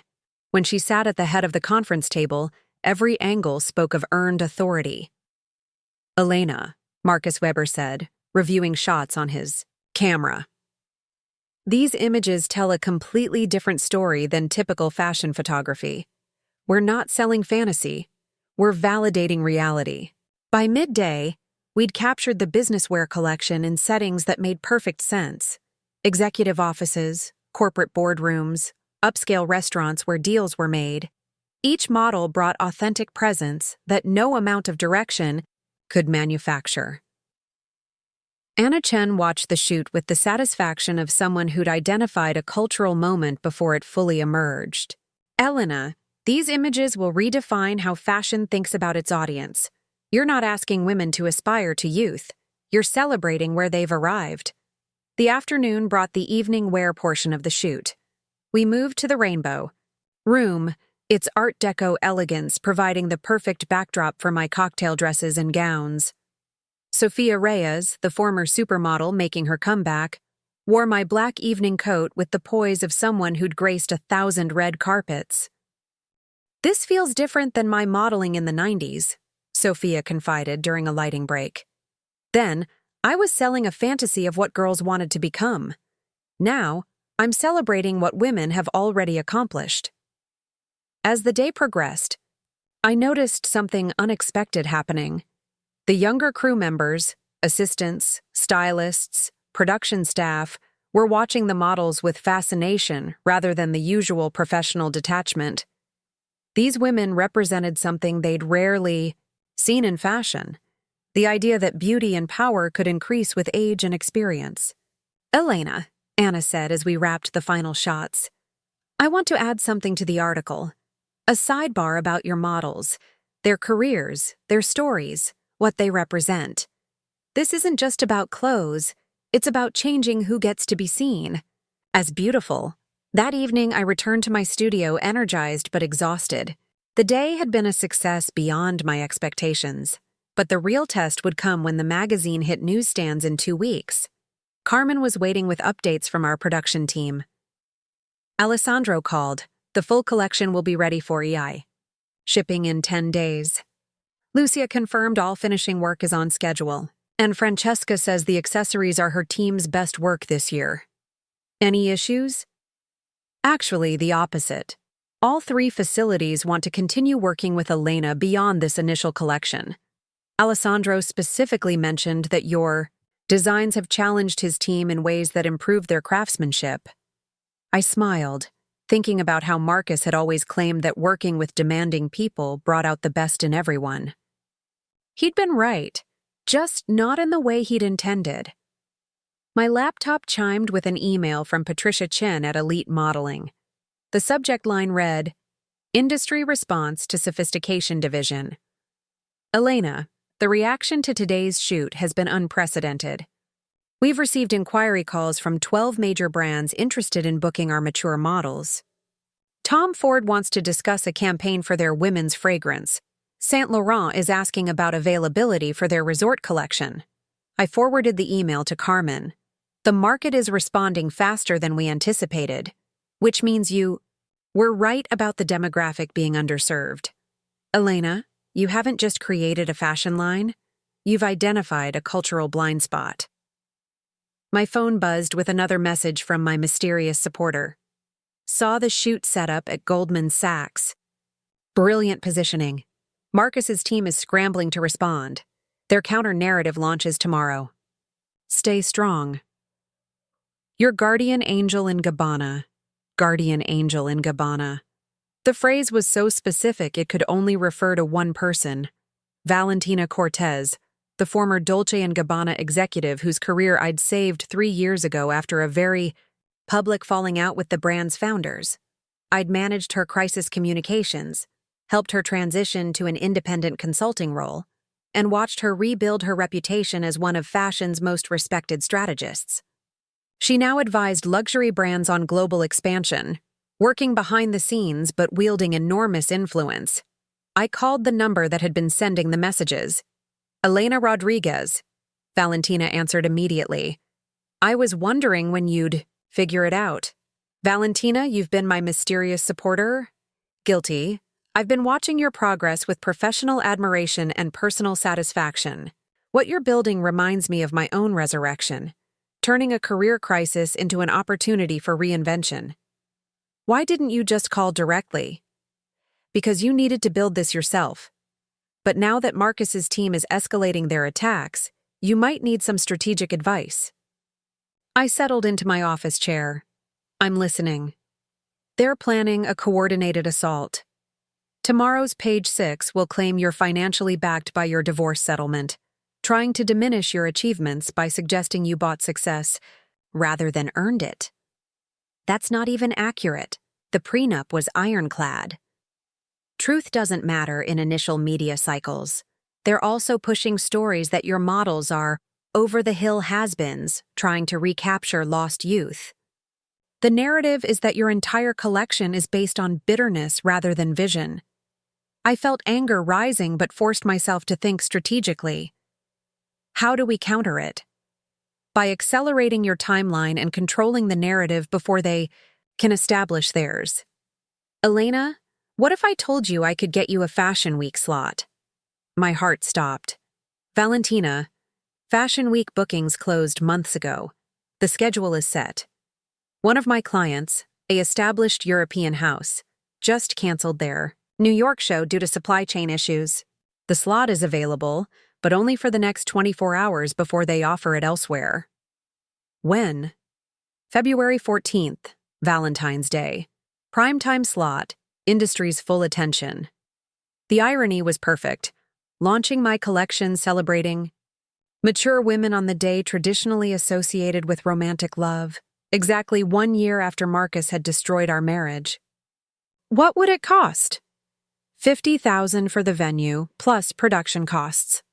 But Elina, this is short notice even by fashion standards. Can your collection be ready? I looked around my studio at the sketches, samples, and production schedules that represented months of careful planning. It has to be. There's more. I've been speaking with buyers from Bergdorf Goodman, Saks, and Neiman Marcus. All three are interested in carrying Elina, but they want to see the collection at Fashion Week before committing. Valentina, are you offering to represent Elina? I'm offering to ensure your success. Elina, what you're building is more than a fashion line. It's a cultural correction. The industry needs what you're creating. After hanging up, I immediately called Alessandro in Milan. Alessandro, I need the impossible again. Can the entire collection be ready for shipping in 1 week instead of 10 days? Signora, I know it's impossible, but I just secured a Fashion Week slot for February 14th. Prime time, industry attention, make or break moment. A pause. Fashion Week? Prime time Saturday evening slot. Alessandro, this is what we've been building toward. 1 week. Elina, this will require my entire staff working around the clock. The cost? Whatever it takes. This is our moment. Then we will make it happen. But I want something in return. Atelier Benedetti listed as co-creator for this collection. This level of craftsmanship deserves recognition. Done. The next morning brought Marcus's coordinated attack exactly as Valentina had predicted. Page 6, Us Weekly, and 3 fashion blogs all ran stories suggesting my collection was funded by spite rather than vision, that my models were desperate former beauties clinging to relevance. But something unexpected happened. Instead of damaging my reputation, the attacks triggered a backlash. Fashion insiders began defending my work, pointing out that criticizing accomplished women for their age revealed exactly the prejudice Elina was designed to challenge. Cindy Lave, former editor of Glamour, tweeted, "Attacking a Elena Rodriguez style for celebrating women over 35 proves exactly why her collection matters. Fashion's ageism is economic stupidity." The hashtag sophisticated beauty began trending, with successful women sharing photos of themselves in professional settings, celebrating the confidence that comes with experience. Carmen burst into my studio, waving her phone. "Elena, look at this. The negative press is backfiring. Women are rallying around your message." I pulled up social media on my laptop. Hundreds of posts from women sharing their own stories of being dismissed for their age, celebrating the idea of fashion that honored their achievements rather than apologizing for their experience. Marcus's team miscalculated, I realized. They thought attacking sophisticated women would be safe. They forgot that sophisticated women fight back. My phone rang. Anna Chen from Harper's Bazaar. "Elena, the response to yesterday's behind-the-scenes posts has been extraordinary. We're moving your story to the cover and expanding it to 12 pages. This isn't just fashion news, it's cultural news." "Anna, I have an update. We just secured a Fashion Week slot for February 14th, Saturday prime time." "Elena, how did you manage that?" "I have excellent advisors." "Anna, can Bazaar be our exclusive Fashion Week partner? Behind-the-scenes coverage, real-time reporting, first interviews after the show?" "Consider it done." "Elena, you're about to have the most watched Fashion Week debut in years." That afternoon, I held an emergency meeting with my entire team. Carmen, James, Valentina, who'd flown in from Milan, and Patricia from Elite Modeling gathered in my studio to finalize our Fashion Week strategy. 7 days to prepare everything, I announced. Collection arrives from Milan in 5 days. Rehearsals start immediately after. Venue setup begins Wednesday. Models? Patricia asked. All 12 confirmed. Elina, they're as excited as I've ever seen models about a show. This feels historic to them. Media strategy? Carmen inquired. Valentina answered. Complete transparency. Live streaming the show, real-time social media, immediate post-show interviews. We control the narrative by making everything accessible. And the counterattack from Marcus's team? Let them try, I said, looking around at my war room. We're not playing defense anymore. We're changing the game entirely. As the meeting dispersed, Valentina lingered behind. Elena, there's something else. I've heard rumors that Marcus is planning to attend Fashion Week with Sienna. They want to be seen, together at the biggest fashion events, probably trying to generate their own publicity. Let them come, I replied, surprising myself with how little the thought bothered me. They'll just be part of the audience watching me succeed. You're sure?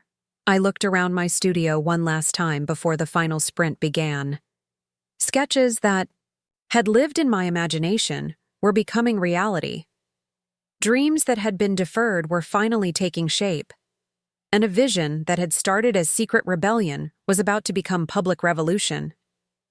Valentina, Marcus gave me the greatest gift possible when he left. He forced me to stop building his dreams and start building my own. That evening, alone in my studio, I received one final message from Valentina.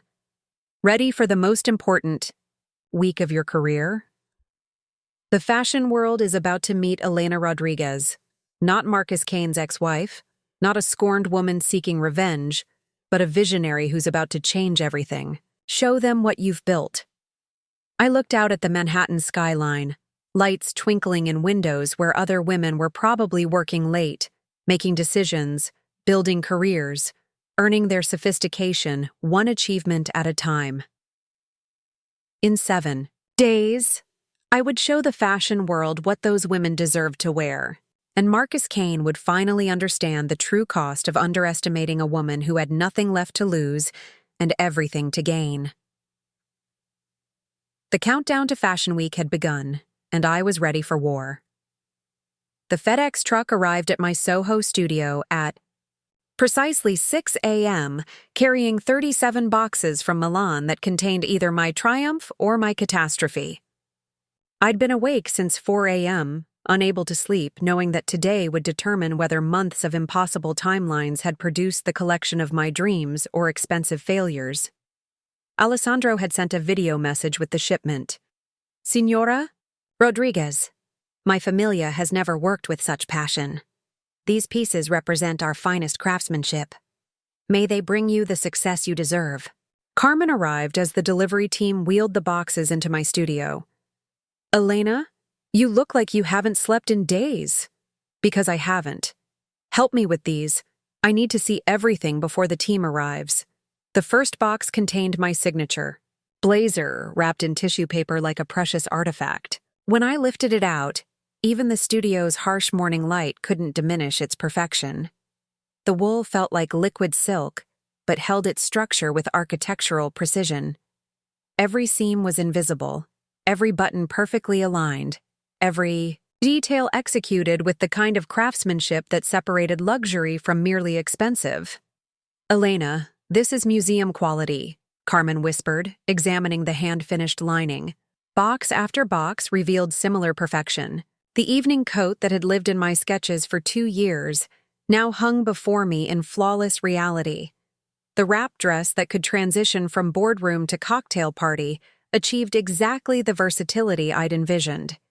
Each piece justified every sleepless night, every impossible deadline, every euro invested in Milan's finest craftsmen. By 8 a.m., the entire collection hung in my studio like a gallery exhibition. Valentina arrived with coffee and the morning's fashion trade publications. Elina, you need to see this. She handed me Women's Wear Daily, open to a full-page article titled, The Elina Effect, How One Woman's Vision is Reshaping Fashion Week. The article detailed how my casting strategy was inspiring other designers to reconsider their model choices, how department stores were scrambling to understand the sophisticated luxury market, and how fashion editors were calling my upcoming show the most anticipated debut in years. This is unprecedented, Valentina said, scrolling through her phone. I've been in fashion for 20 years, and I've never seen this level of industry attention for a debut collection. My phone rang. Patricia Chen from Elite Modeling. Elena, we have a situation. 3 major fashion houses have contacted us about booking models from our sophistication division for their fall campaigns. Tom Ford wants to meet with you personally about a collaboration. Tom Ford? His team saw the Harper's Bazaar behind-the-scenes footage. They're interested in your perspective on the mature luxury market. I gestured to Carmen to add the meeting to our post-Fashion Week schedule. Patricia, how are our models handling the pressure? They're electric. Elena, I've never seen models this excited about a show. Rebecca called it the moment she's been waiting for her entire career. Diana said it feels like making history. They understand what you're trying to accomplish. That afternoon brought the first dress rehearsal in the Fashion Week venue, a stunning space in the meatpacking district with industrial architecture that would complement my collection's modern sophistication. The models arrived early, each woman carrying herself with the confidence I'd sought to celebrate. Elena, said Sophia Reyes, adjusting my evening coat in the mirror. This feels different than every other show I've done. Usually we're selling fantasy. Today, we're validating reality. Marcus Weber, the photographer from the Bazaar shoot, was documenting our rehearsal process. Elena, the energy here is unlike anything I've captured. These women aren't performing confidence. They're embodying it. As the models practiced their walks, something magical happened. Instead of the typical fashion show atmosphere of nervous energy and artificial poses, the room filled with genuine celebration. These women were showcasing not just clothes, but a vision of what fashion could be when it served real lives rather than impossible dreams. Elena, Valentina said, watching the rehearsal from the venue's balcony, this show is going to change everything. The industry will never look at age and beauty the same way again. That evening, Harper's Bazaar released their behind-the-scenes video from our shoot. Within hours, it had generated over 2 million views and thousands of comments from women, sharing their own stories of feeling invisible in fashion. The hashtag, Jock Sophisticated Style, began trending globally, with women from their 30s to their 60s posting photos of themselves in professional settings, evening events, and daily life, all celebrating the idea that beauty and style evolved rather than expired with age. Elena, look at this, Carmen said, showing me her laptop screen. Celebrities are picking up the message. Cate Blanchett just posted about finally seeing fashion that speaks to accomplished women. Tilda Swinton shared the video with the caption, Revolution in Silk and Wool. But the most significant development came in an unexpected phone call from David Stern, the editor of Vogue. Elena, I've been following your work with great interest. We'd like to feature your collection in our April issue, not as emerging designer coverage, but as a main fashion story about the evolution of luxury consumer demographics. David, that's incredible, but there's more. We want to discuss your perspective on fashion's future. The industry is finally recognizing that its target demographic and its actual customer base have been misaligned for years. After hanging up, I sat in my studio surrounded by the collection that had transformed from secret sketches to industry-changing reality. My phone buzzed with a text from Zoe. Marcus spotted at Tom Ford's showroom with Sienna. Sources say he's trying to position himself as fashion industry insider now. I showed the message to Valentina, who laughed. Elena, Marcus is about to discover that fashion is a much smaller world than modeling. Everyone knows everyone, and everyone remembers everything. His behavior toward you hasn't gone unnoticed. What do you mean? I've been hearing whispers. Designers talking about how you built his career while he took credit. Editors discussing how he treated you at industry events. The fashion world is reevaluating Marcus Kane, and the assessment isn't flattering. The next morning brought the Harper's Bazaar issue release. Anna Chen had positioned my story as the cover feature with the headline, "The Revolution Will Be Stylish. Elina Rodriguez redefines fashion for the modern woman." The 12-page spread was breathtaking. Every image captured not just beautiful clothes, but the essence of what I'd been trying to communicate. That sophistication, confidence, and beauty could coexist with age and experience. The models looked powerful, accomplished, magnificent, in ways that had nothing to do with youth. "Elena, the magazine is selling out," Anna called to report. "Newsstands can't keep it in stock. We're going to a second printing. That hasn't happened in 5 years." What's the response from the industry? Unprecedented. Buyers are calling, editors are requesting meetings, and other designers are asking how they can incorporate your philosophy into their collections. That afternoon, I received a call that changed everything. "Ms. Rodriguez, this is Catherine Williams from Bergdorf Goodman. We've been following your work with great interest." Bergdorf Goodman, the holy grail of luxury retail, where careers were made or broken based on buyer approval. "Ms. Williams, it's an honor. Ms. Rodriguez, we'd like to discuss carrying Elina exclusively in our Fifth Avenue flagship. Based on what we've seen of your collection and your vision for sophisticated luxury, we believe you've identified a market that's been underserved." I gestured frantically to Carmen, who was already taking notes. "We're prepared to commit to a significant initial order with prominent placement in our main floor women's department. We've never seen response like this to a designer who hasn't even shown yet. Ms. Williams, I'm honored by your interest, but I should mention that the collection will debut at Fashion Week in 3 days. Wouldn't you prefer to see the show first?" "Ms. Rodriguez, we've been in luxury retail for over a century. We recognize quality and vision when we see it. Your Harper's Bazaar feature convinced us that you're not just creating clothes, you're defining a new category of luxury." After hanging up, Carmen and I stared at each other in disbelief. "Elina, Bergdorf Goodman wants to carry Elina exclusively. Do you understand what this means?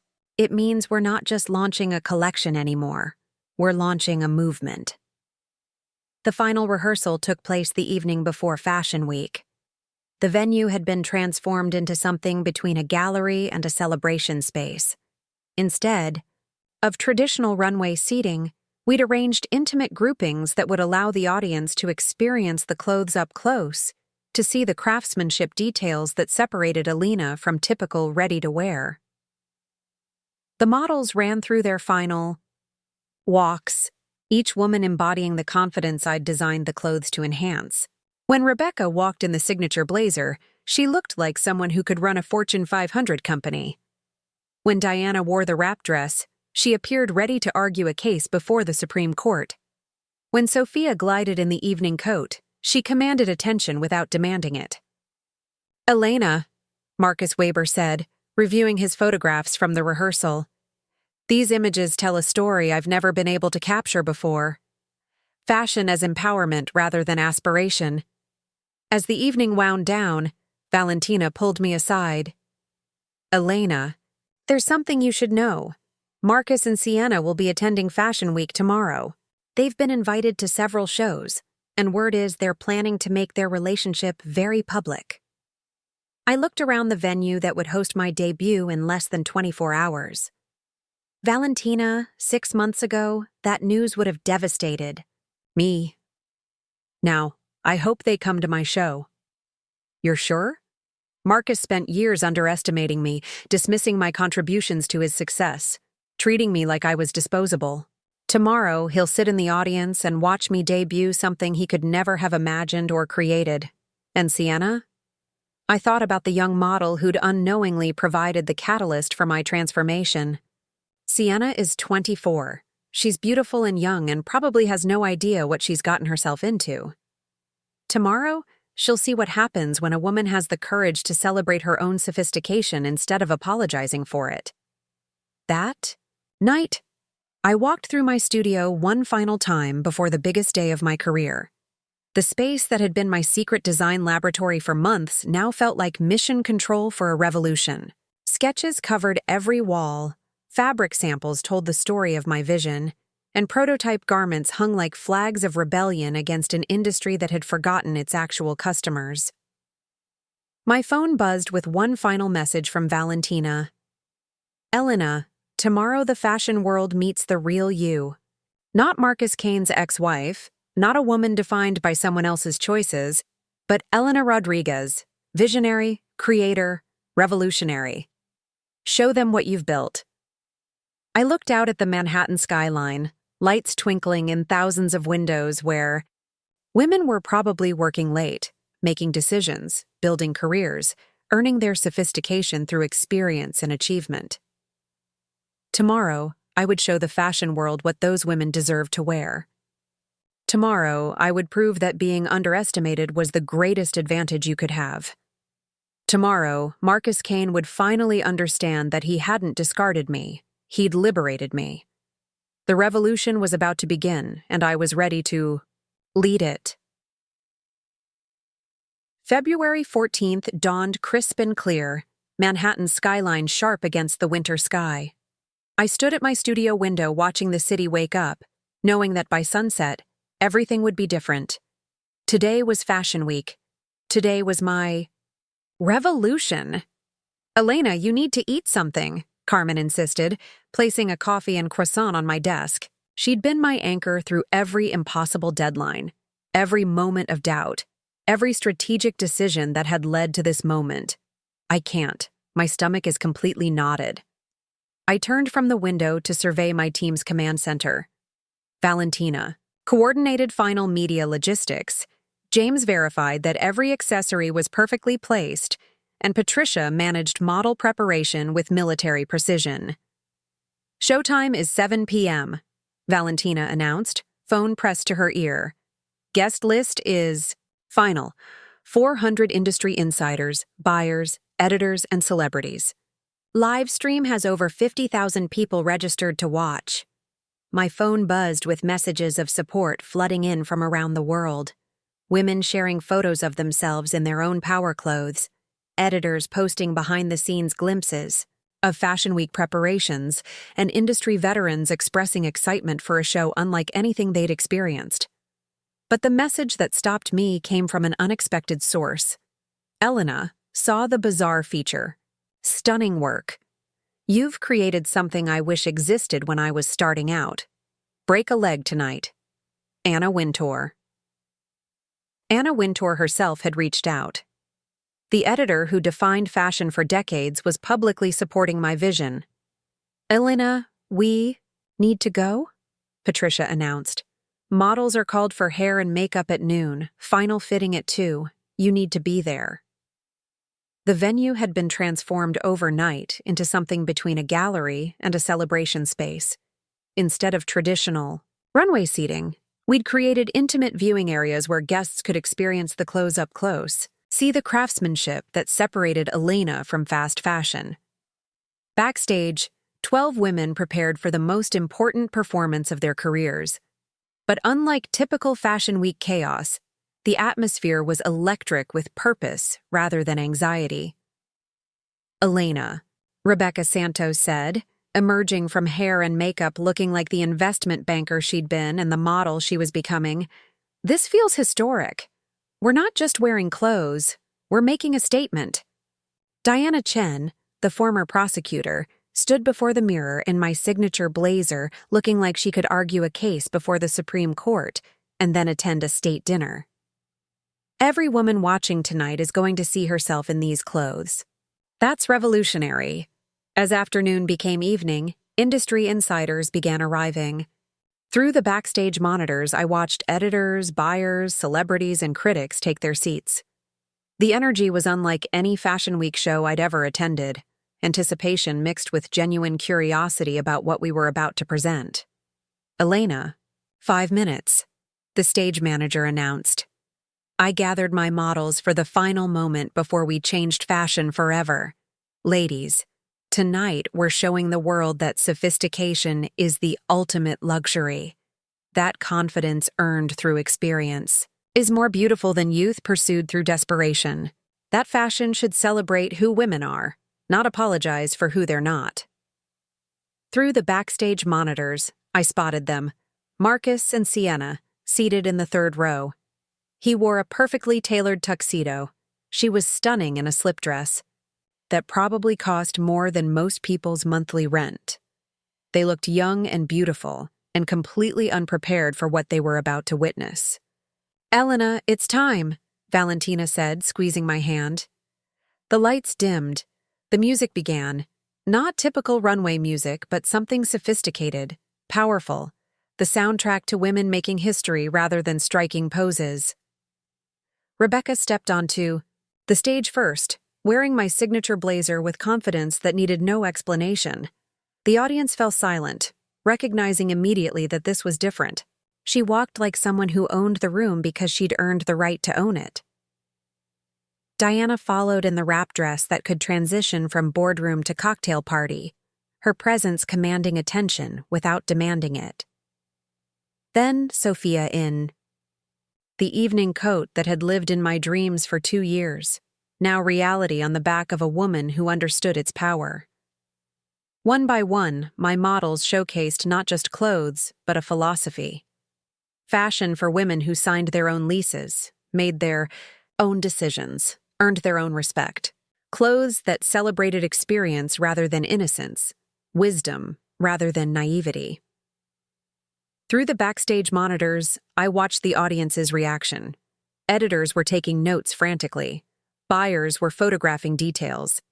Anna Wintour was leaning forward in her seat, studying each piece with the intensity of someone recognizing a cultural shift. And Marcus was staring at the stage with an expression I'd never seen before. Not jealousy or anger, but something closer to awe. Recognition that he was witnessing something he could never have imagined or created. The finale approached. All 12 models took the stage together, a gallery of sophisticated women wearing clothes designed to enhance rather than disguise their accomplishments. The applause began before they reached their positions, building to a standing ovation that seemed to shake the venue. Then the lights dimmed except for a single spotlight on the runway entrance. It was time for my moment. I stepped onto the stage, wearing the first piece I'd ever designed for Elina, a midnight blue dress that managed to be both elegant and powerful, sophisticated without being severe. As I walked the length of the runway, I saw faces in the audience I'd known for years, editors who'd watched me build Marcus's career now witnessing me build my own empire. When I reached the end of the runway, I looked directly at Marcus. Our eyes met across the distance of months of betrayal and years of building something that was never truly mine. He nodded slightly, an acknowledgement of what I'd accomplished, what he'd underestimated, what he'd lost. The applause was deafening. The standing ovation lasted nearly 5 minutes. But more than the sound, it was the feeling in the room. Recognition that something fundamental had shifted in fashion's understanding of its audience. Backstage, chaos erupted in the best possible way. Buyers surrounded me with orders, editors requested exclusive interviews, and other designers wanted to understand how I'd created something so completely revolutionary. Elena Rodriguez for Bergdorf Goodman. Catherine Williams pushed through the crowd. "We want to expand our commitment. Full collection, exclusive placement, and we're prepared to discuss your own boutique space." Elena, "Tom Ford's people are requesting an immediate meeting," Valentina reported. "He wants to discuss a collaboration for his next campaign." Ms. Rodriguez. A young journalist appeared at my elbow. "I'm from the Times. We're running a front-page style story tomorrow about how you've redefined Fashion Week. Can we get a quote?" I looked around at the controlled chaos, the celebration, the validation of everything I'd worked toward. Fashion has spent so long chasing youth that it forgot wisdom. Tonight, We showed the industry that sophistication is the ultimate luxury, and that the most beautiful women are those who've earned their confidence through experience. The after-party moved to a rooftop venue overlooking Manhattan, but I found myself stepping away from the celebration to catch my breath. The city sparkled below, lights twinkling in thousands of windows where women were probably working late, building careers, earning their own sophistication. Elina? I turned to find Marcus standing alone on the terrace, having somehow navigated away from the party inside. Marcus, I wasn't sure you'd come. I had to see it for myself. He moved to stand beside me at the railing, both of us looking out at the city. Elina, what you created tonight. I've never seen anything like it. Thank you. I owe you an apology, a real one, not some publicist-crafted statement. He was quiet for a moment. I spent so many years thinking I was the star of our story. Tonight I realized I was just supporting cast in yours. I studied his profile. This man I'd loved completely and built a life around. Marcus, you gave me the greatest gift possible when you left. You forced me to stop building your dreams and start building my own.